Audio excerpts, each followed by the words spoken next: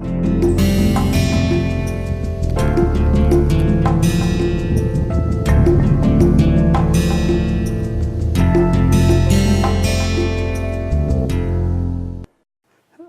to lecture 13 of thin film deposition module, and in this we will continue our discussion on chemical vapor deposition. In the previous lecture we had looked at how the reactor geometry and wafer placement plays a role in determining how the uniformity of the thin film on one wafer or across many wafers will look like. So that gives us an idea how to design our reactor.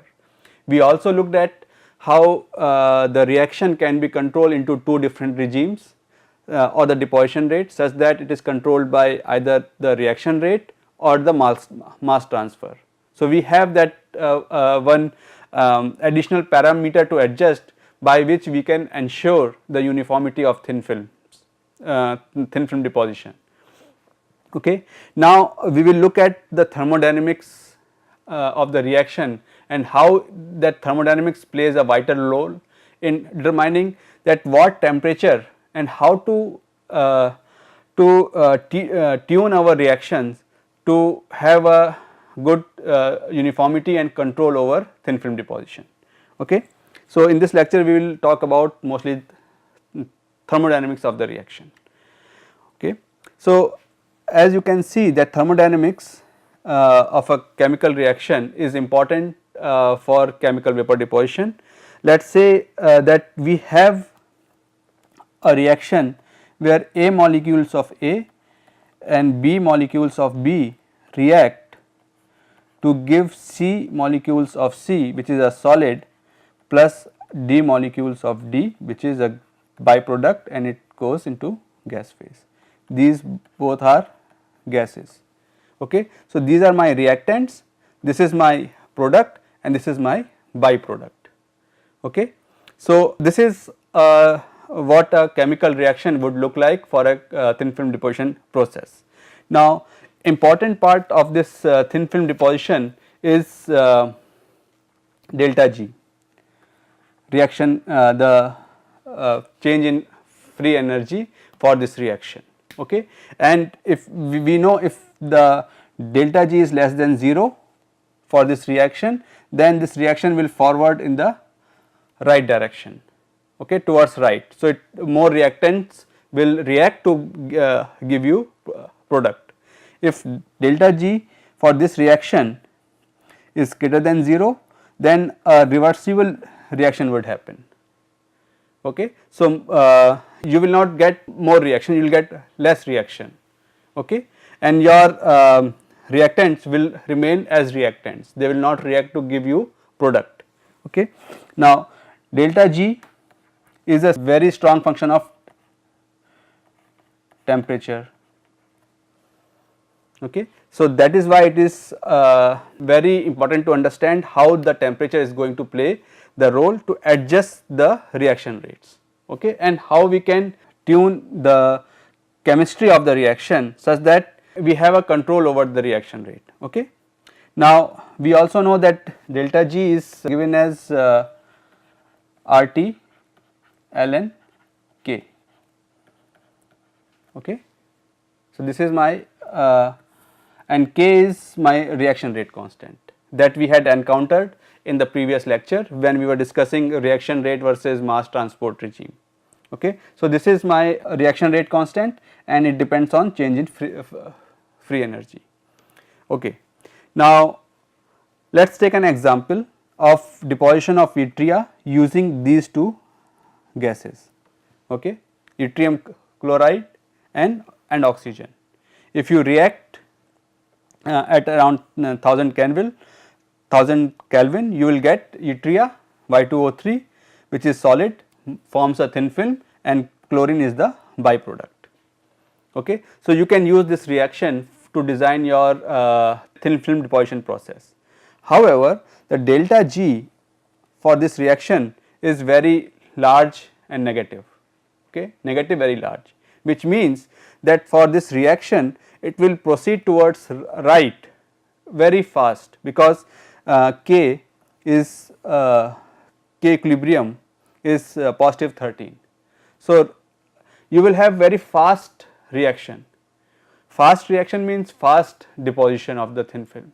Once you have very fast deposition of thin film, you are not able to control two things. You are not able to control deposition rate or thickness of the film, and you are not able to control morphology. Okay. So, we do not want my reaction to happen very fast, we want it to happen at a slow rate, so that we can control and stop whenever we want. Okay. So, slow deposition rates are preferred. Now, we can also use a substitute of these gases in terms of yttrium borate or yttrium iodide. We can replace this yttrium chloride gas by these two, but these make matter worse. Okay. They make this reaction rate go even faster. Okay. Now, what can be done, that we can control this source of oxygen, and how we can do that? We can use another reaction for supply of oxygen. We can use carbon dioxide gas, okay, and at that temperature around 1000 Kelvin, this will dissociate into carbon monoxide and oxygen, okay, and this reaction has a delta G which is positive. Okay.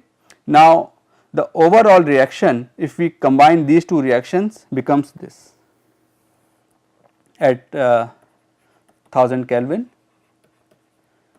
Okay. This reaction becomes this, for which the delta G is still very positive, which means the reaction will not proceed towards right, resulting in yttria.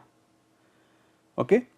So, now we want the delta G to be negative, but very small number. What we can do is, now we can replace this yttrium chloride with yttrium bromide gas and use the same reaction such that we are again delta G is negative. Okay. Once delta G is negative again, then we can, and is smaller than this number, then we can use this to design our reaction for thin film deposition. Okay. So, this is an example of how you tune the reaction chemistry and thermodynamics to suit your purpose. This delta G should be small and negative.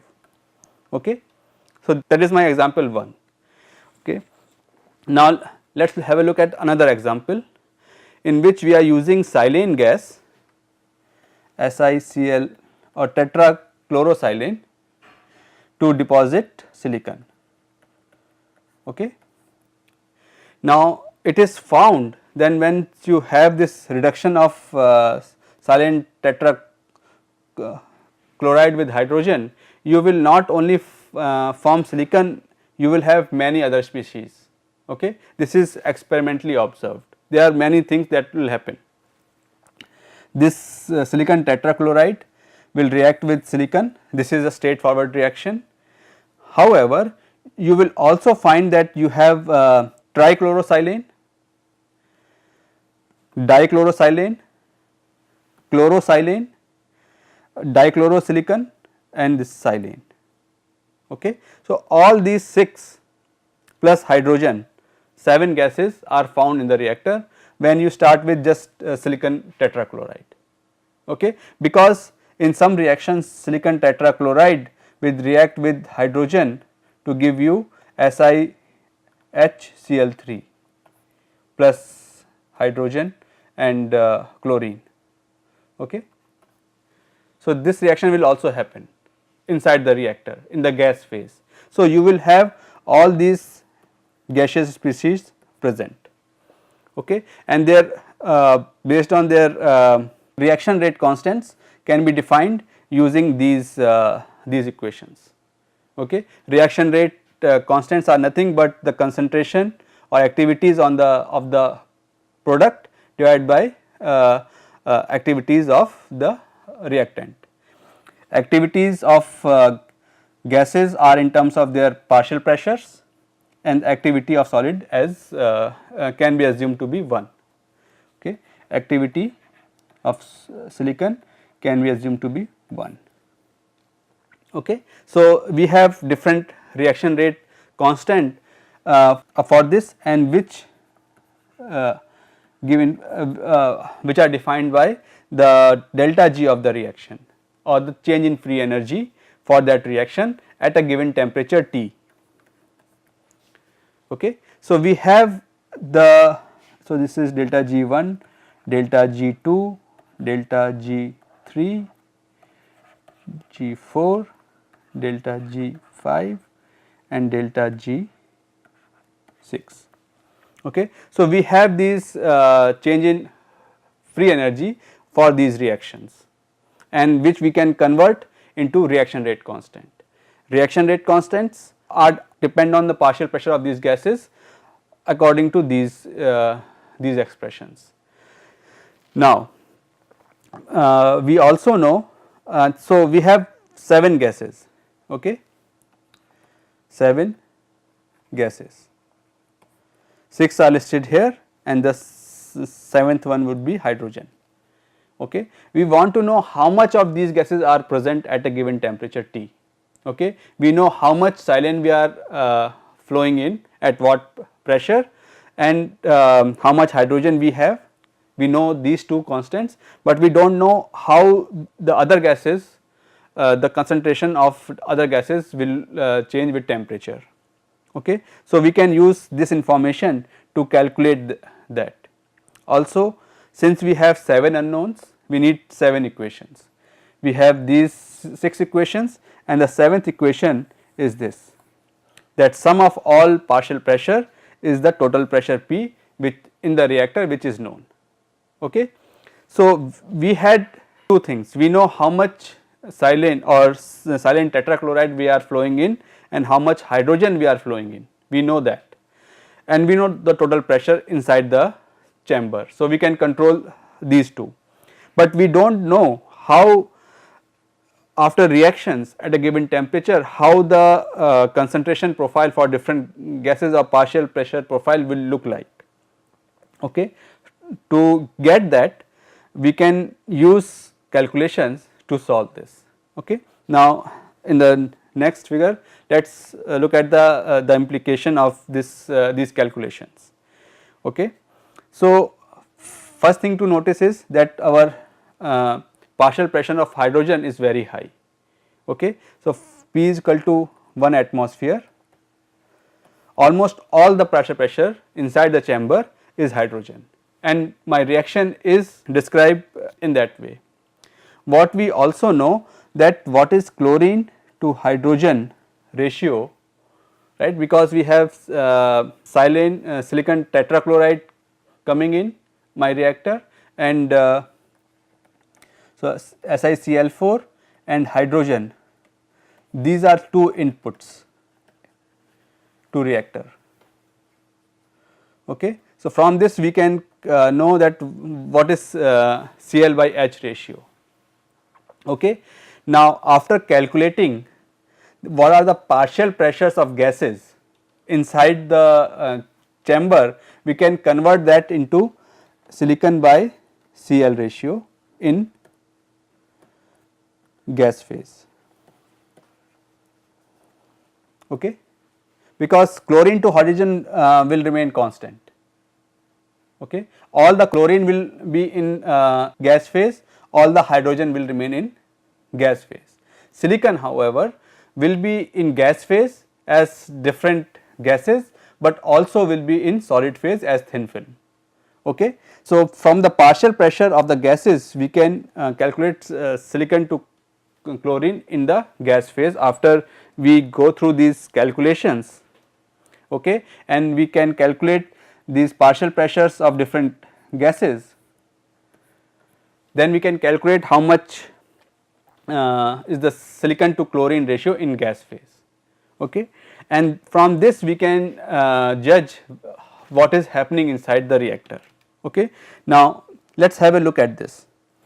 At a very low temperatures, okay, my silicon to chlorine ratio in the gas phase is very high, right. If the silicon is high in the gas phase, which means we are not getting deposition of the silicon, right. We want silicon to be in the solid phase, not in the gas phase for deposition.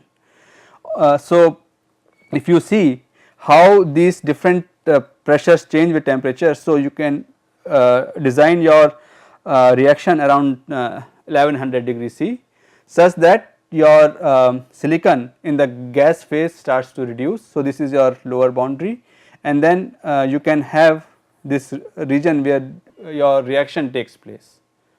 Okay. So, silicon to chlorine in gas phase. Okay. So, as silicon content in gas phase goes down, which means that you are getting more and more silicon deposition. Okay.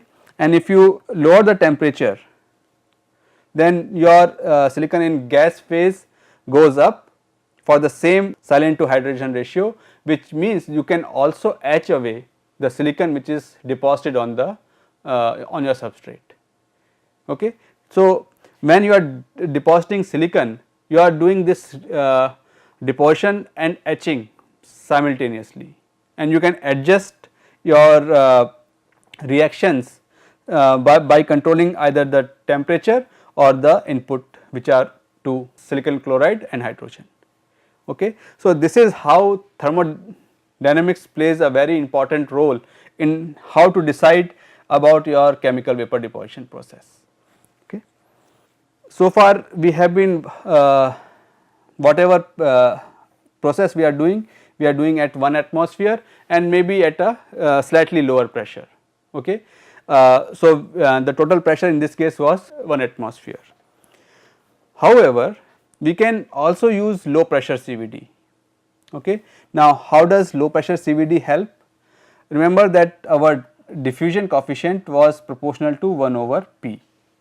Diffusivity in gas phase was proportional to 1 over P, right.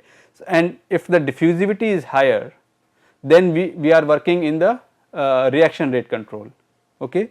D is high or mass transfer is high, then we are into reaction rate control. If we have reaction rate control, which is determined by temperature primarily, and we can control temperature to very uniformly to a very large accuracy. Okay. We can control the temperature up to 0.1 degree C accuracy. Okay. So, temperature control we have, we can design our system with very high precision temperature control, but mass transfer it is another thing. So, we want to keep high diffusivity, and for high diffusivity we need to lower the pressure. Okay. So, some of the problems with APCVD, which is atmospheric pressure CVD, chemical vapor deposition, are low deposition rates. Okay. Remember that when we were discussing Hagen-Poiseuille equation, in the volumetric flow rate was proportional to pressure gradient. Okay. If we have lower pressures, then inside the chamber, so this pressure gradient is from the inlet inside the, so this is inlet pressure P1 and P2 inside the chamber. So, P1 minus P2 is your delta P, right. So, by decreasing P2 you can increase the pressure gradient. So, more volumetric flow rate inside the chamber. Okay. You have more volumetric flow rate and simultaneously you have higher diffusivity. So, both your bulk flow and your diffusivity has increased. Okay. So, your mass transfer has increased, okay, which will result in film thickness uniformity if you control temperature uniformly. Okay. Now, this atmospheric pressure CVD also has poor step coverage, which means suppose if you have a feature like this on your substrate, Okay. So, atmospheric pressure will not result in deposition like this. Okay.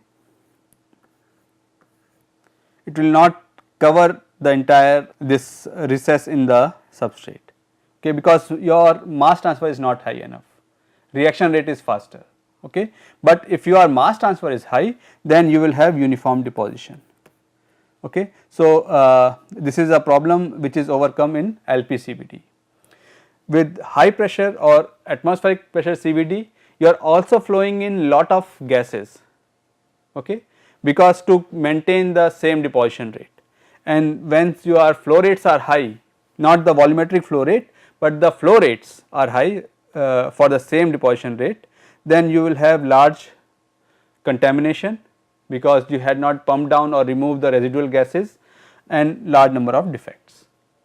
Okay. So, in this way your LPCVD process is an improvement over atmospheric pressure CVD, okay, and it results in better uniformity and better purity of thin films. Now, let us also look at another variant of CVD, which is called PECVD, plasma enhanced chemical vapor deposition. Remember that when we were discussing sputtering process, we had described plasma, okay, and plasma was consisting of ions, electrons, neutral species, and these ions also provide an excited species of the reactants. Okay. So, how does this help? Suppose we are using a reaction for deposition of let us take an example of nitride. Okay. So, if we are depositing silicon nitride Si using SiH4 sorry plus let me yes 4 NH3 and H3 this is 3 silane 4 NH3 both are gases, and you are doing this reaction to deposit silicon Si3 and 4, which is a dielectric film on your silicon substrate, and you will get 12 hydrogen. Okay. Now, this reaction happens at around 700 degrees C. Okay. Now, suppose you want to deposit this silicon nitride on a glass. Glass has a melting temperature or glass transition temperature around 400 to 500 degrees C. Okay. So, you cannot go beyond that temperature with the glass substrate. Okay. So, what do?